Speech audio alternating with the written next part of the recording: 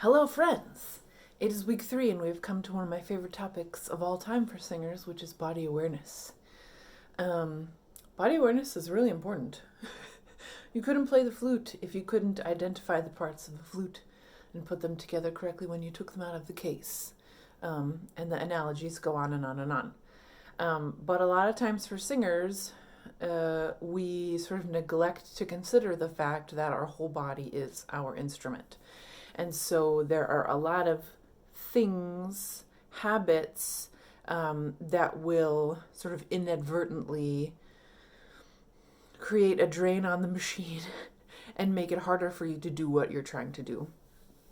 So this is sort of your quick and dirty body awareness wake up call, which you can revisit at any time, and that we'll build on in your lessons this week. Start to examine things that feel like really new or surprising information, or places where you have some habits that are hard to change. Focus your questions, and we'll see how some of this stuff applies to you in the big picture. So one of the first things I talk about is the relationship between the head and the spine. In Alexander technique, they refer to this as the primary control, because basically the quality of the relationship between the head and the spine dictates the quality of movement throughout the entire system. Many of you have done this experiment with me before, but if you make a pretend spine and make a head and lock it on there really fast and walk them around together, you can sort of observe all you can about the quality of that movement. And then instead of locking the head on, if you just sort of rest it and then allow them to move together this way, you can start to perceive a very different quality of movement. And that's what we're looking for in the head-spine relationship. Another little experiment you can try to get a sense of what's supposed to go on here is if you stand on one foot, the foot that's on the ground automatically starts to sort of rebalance and reorient itself to the new conditions. That is what your head is designed to do on the top of your spine. And they've measured this 9 times per second. Your head wants to rebalance on your spine and reposition itself in space. So that's very fast. I will do the seconds for you. Go, stop, 9 times. But we don't usually let that happen. Yeah, we have a lot of habits and things that sort of interfere with this. So this is a huge deal for multiple reasons. One, culturally, most of us carry a lot of stuff in our neck and upper back. So the quality of movement here will start to immediately have a positive influence on that tension. But also, your spine goes right up the back of your head and kind of meets here in between your ears, and is directly influencing all of the structures of the larynx and all of your singing stuff. So the more tight and tense your neck is, you can hear how that changes my voice immediately just by pulling back on my head. Now, of course, nobody does this on purpose. Nobody's like, you know what would feel awesome? Just locking my head in place. So this is why I talk to folks about the bobble and being able to sing and move your head freely at the same time. I have seen people who will sing, ah, and then move their head. But the idea is that you should be able to, ah, move your head all around while you're singing, because it's a sign that we've got free and unrestricted movement there. So this is a thing that you can play around with anytime. Imagining that you're going to bobble, you can actively bobble while you're practicing. I may ask you to bobble in a lesson just to make sure that everything's sort of free and loose there.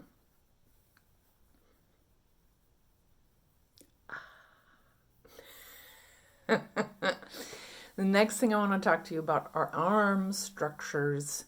You got a little bit of a sense of this on the Art of Breathing video, but the arm structure is actually much more than just the bones of your arm. It's the whole network of things around your shoulder, going all the way back to your shoulder blade.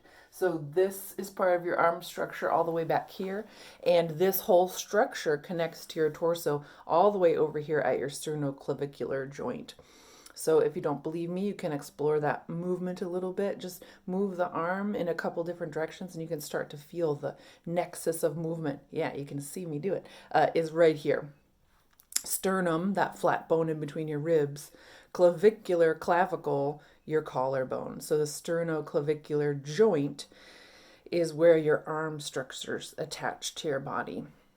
We talked a little bit about this in the breathing video as well. Your ribs narrow at the top underneath the clavicle there, and arm structures float out from the sides. So one of my favorite things to ask people to do is sing with their hands on their hips. I just did it right now, and you can see how that changes where my arms are in space and the ease of the breath. And we remember from the art of breathing that all of these things are designed to move for free and unrestrained breathing. Also keep in mind that your scapulae, your shoulder blades, are designed to glide along the back. So you can imagine that as you breathe in, shoulder blades glide out against the ribs. And when you exhale, they come back. So again, we're looking for that free movement back and forth. So you can do arm circles when you sing. Sometimes I'll just do this when I sing to remind myself not to hold on. I'm a holder there and have been for a long time. So I still have to pay a lot of attention to what my arms are doing when I sing. My teacher in grad school had a pool noodle that she cut up and kept on the piano, and so you could stick the pool noodle under your arms at any time, or you could use a tennis ball, or you can use your fist under your arm just to sort of feel, look at where that is. That's where my arm belongs. And you can see even just doing that on one side to the other that I sort of droop over here. That's just my habit from people telling me to relax my arms. So all I did was just pull them down in the opposite direction and create a different kind of tension. So we're looking for this floating arm structure, this concept of space between the arms and the torso. The last thing I want to talk to you about today, like I said, it's the quick and dirty version, is the pelvis, which can be kind of a complicated topic. It's not something that we're used to thinking about in a really active way.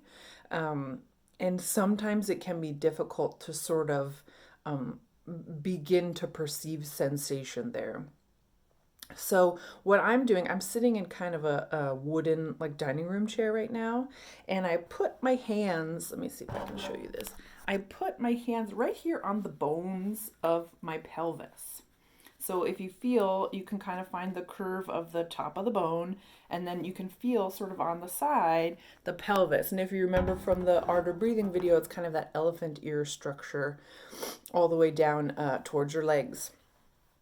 So your legs attach into the pelvis at your hip, and all of your breathing stuff sort of descends into the pelvic region when we're not interfering with natural breathing movement.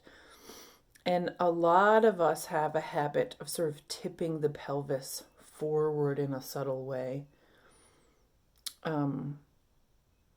which extends all the ab muscles and constricts the muscles in the low back. So this is another reason why there's a lot of people with low back discomfort, is that we're sort of habitually crunching those muscles up back there without realizing it.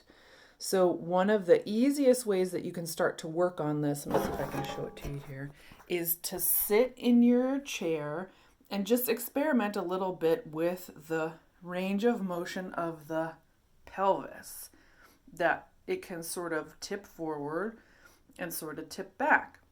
If you go too far back, then all the muscles in the low back start to get really active and pull, and you can see here from my shirt that everything sort of gets wrinkly here.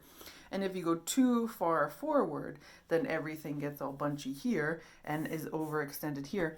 This is sometimes the result of wanting to have great posture, which I did for a very long time. So what we're experimenting with is just finding that comfortable range of motion of the pelvis, finding a place where, and I stole this language from Bonnie Drina when she was here with us last year, when I'm too far forward, it feels like work. And when I'm too far back, it feels like work. So what I'm looking for is a place in the middle where I sort of can balance with less effort and less work. Yeah. And so you may have to experiment with this for a little while, especially if kind of tracking sensation in your lower body is new for you. So these are sort of the three big concepts that I want you to explore and work with this week. They have ripple effects into other structures of the body that we'll talk about and explore as they come up for you. But so just to review, freedom in the head spine joint and that relationship between those two huge structures, freedom and looseness. Open expansion of the arm structures. Arm structures are away from your body and float as you breathe. And pelvis has a huge range of motion in multiple directions, and we need to start to pay attention to that so that we can find a true balanced neutral, which helps big time with efficiency of breathing and your comfort in standing on your feet on stage to sing. So happy exploring, and I will see you all online in lessons this week.